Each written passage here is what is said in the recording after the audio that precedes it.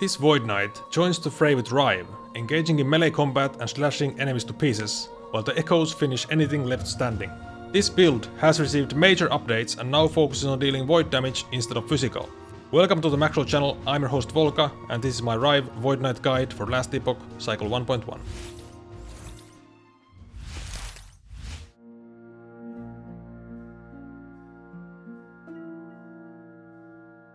Rive is your main damage skill, and the setup focuses on maximizing its DPS. Double the damage stats of a two-handed weapon with Focus Lever, and get capped crit easily with Focus Strike, which doubles the crit chance of Rive's third strike while disabling crits for the first and second one. As a Void Knight, your skills can echo, and the Temporal Warrior node doubles the echo chance.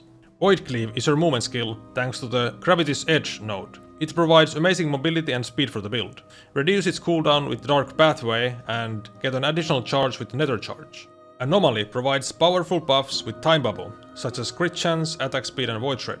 Mark of Rot applies 100% increased void damage taken to enemies for 5 seconds when you hit them with Anomaly. Volatile Reversal is a must-have in Sentinel builds for its mobility and buffs. Harbinger of Dust increases enemy damage taken, while catching up speeds up your build. Healing Hands provides extra damage and utility by proccing it with Rive through Cleric's Hammer. It effectively gives a double hit for the build, which is great for applying ailments like Armor Shred to enemies. For passives, take all the attack speed and vitality nodes for DPS and defense.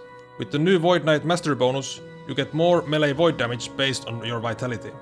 Armor Clad grants damage reduction and is crucial for any Sentinel's survivability.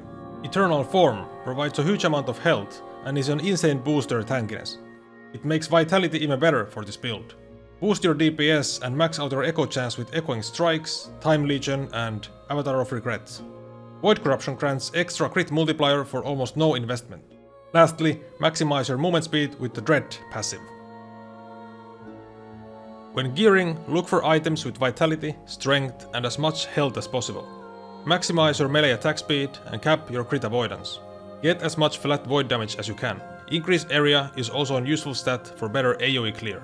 This build is a unique heavy build, although none of them are required. The unique axe Apathy's Maw provides a massive amount of flat damage along with Doom, which makes enemies take increased melee damage.